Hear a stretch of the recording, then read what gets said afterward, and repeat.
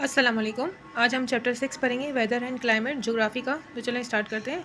इस चैप्टर में हम सीखेंगे कि what is the difference between the weather and the climate, elements of weather और why is climate different in different parts of the world, what happens when there is too little और too much water.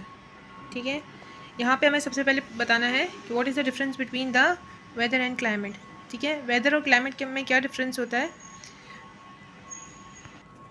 यहाँ पर आपको weather की definition मिलेगी। Weather का मतलब क्या है? The change in the atmosphere for a short period of time at a given place. किसी भी जगह का हमें वेदर पता करना हो, एटमॉस्फेयर पता करना हो for a short period of time, तो हम इसको कहेंगे वेदर। जैसे कि सुबह मॉर्निंग में हमें सनी हो रहा है और शाम में रेनी हो रहा है, समटाइम्स विंडी वेदर हो जाता है, समटाइम्स काम वेदर हो जाता है। तो ये सारी सिचुएशन जो हैं वो किस में आती हैं? वेदर में काउंट होती हैं। ठीक है, ये सब वेदर कहलाता है। क्लाइमेट को आप कहो तो क्लाइमेट क्या है? Climate describes the average weather conditions over a long period of time in a given place. ठीक है, क्लाइमेट बोलेंगे लंबे अरसे तक जो वेदर रहता है उसको हम बोलेंगे। अगर हम उसको ऑब्जर्व करें तो वो मे बी 30 ईयर्स तक हम बता सकते हैं कि 30 ईयर्स तक उसका क्लाइमेट कैसा है। फॉर एग्जांपल मरी का आपको पता है क्लाइमेट कोल्ड वेदर है। ठीक है, वहाँ पे क्या होता है? रेनफॉल होती है, वहाँ पे स्नोफॉल होती रहती है।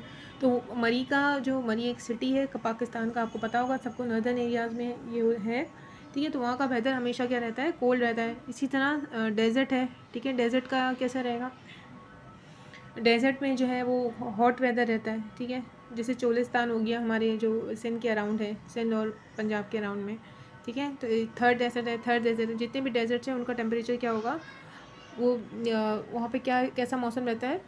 वहाँ पे ड्राई मौसम रहता है। ठीक है, अच्छा सीजन्स के ऊपर बात करें तो अगर हम कहें कि किसी इलाके का जो है टेम्परेट क्लाइमेट है, इसका मतलब वहाँ पे चारों सीज़न जो है वो इन्जॉय करते हैं। वो एरिया जो है वो कंट्री चारों सीज़न इन्जॉय करता है। यहाँ पे देखिए लिखा हुआ है, और अगर आपसे कोई पूछे कि व्हाट इज़ टेम्परेट क्लाइमेट, तो आप कहोगे a temperate climate has 4 distinct seasons. Temperate climate किसी कंट्री का अगर टेम्परेट क्लाइमेट है, इसका मतलब उसके वो चारों सीजन एंजॉय करता है, समर, स्प्रिंग, ऑटम और विंटर। उस इलाके में या उस कंट्री में चारों सीजन्स आपको मिलेंगे उस सिटी के अंदर। अब मॉडरेट क्लाइमेट किसको बोलते हैं? जैसे कराची है, पाकिस्तान में है। ठीक है, वहाँ का क्लाइमेट कैसा है? मॉडरेट है। ना तो यहाँ बहुत ज़्यादा गर्मी पड़ती है, ना ही ये बहुत ज़्यादा ठंडा होता है। अब डेजर्ट के बारे में अगर हम बात करेंगे, डेजर्ट का क्लाइमेट कैसा है?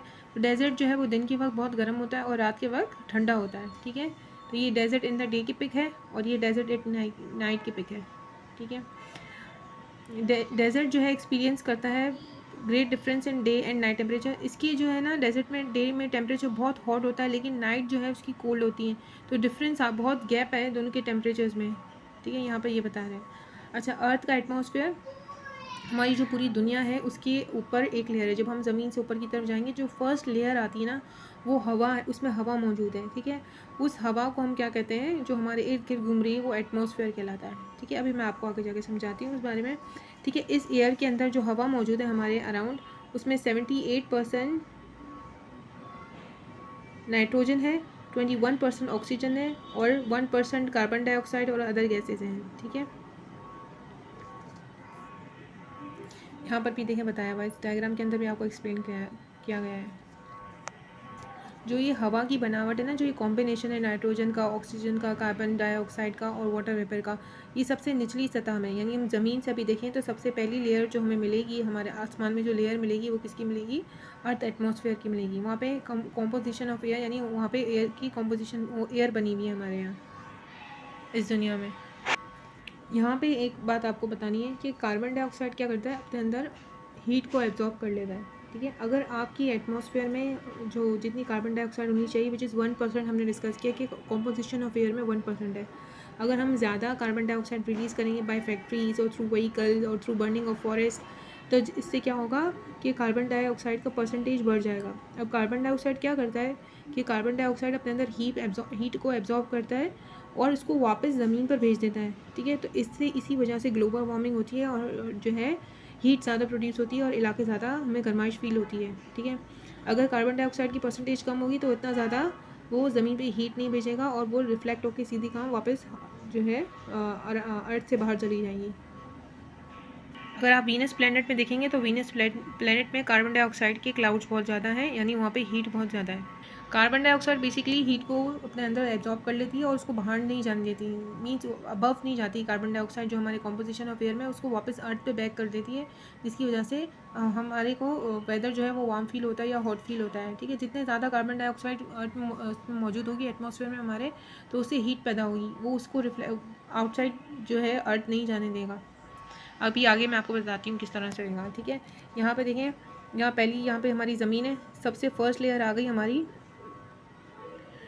ट्रोपोस्फेयर। ठीक है, यहाँ पे क्या होता है, यहाँ पे एटमॉस्फेरिक गैस मैंने आपको बताया था। फर्स्ट लेयर जो है वहाँ पे क्या है, कॉम्पोजिशन ऑफ एयर बनी हुई है, जैसे कि मैंने आपको भी बताया कि 78% नाइट्रोजन, 21% ऑक्सीजन और 1% कार्बन डाइऑक्साइड और वाटर वेपर्स हैं। ठीक है, इसके ऊपर जो लेयर आती है, जब हम और ऊपर जाते हैं, ज़मीन से और ऊपर गए हम, तो स्ट्रेटोस्फेयर आ गई। ठीक है, यहाँ पे ओजोन लेयर है। ओजोन लेयर क्या करती है कि सन से जो अल्ट्रा वायलेट रेज होती हैं, अल्ट्रा वायलेट रेज क्या होती हैं, जो हमें नुकसान पहुँचाती हैं। ठीक है, तो वो उन गैसेस को ओजोन लेयर हमारी प्रोटेक्शन के लिए बनाया गया है। ठीक है, अगर सन से कोई रेज आ रही हैं जो हमारे लिए नुकसानदेह, तो ओजोन लेयर इसको वापस एटमॉस्फेयर में भेज देता है, इसको ज़मीन के अंदर दाखिल नहीं होने देता।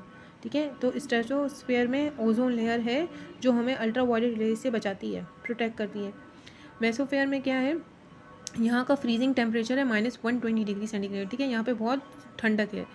फिर और ऊपर जाएंगे तो थर्मोस्फेयर मिलेगी। थर्मोस्फेयर में जो है वो 1500 सेंटीग्रेड का टेम्परेचर है, यानी बहुत गर्माइश है, वहाँ पे हीट ज़्यादा है।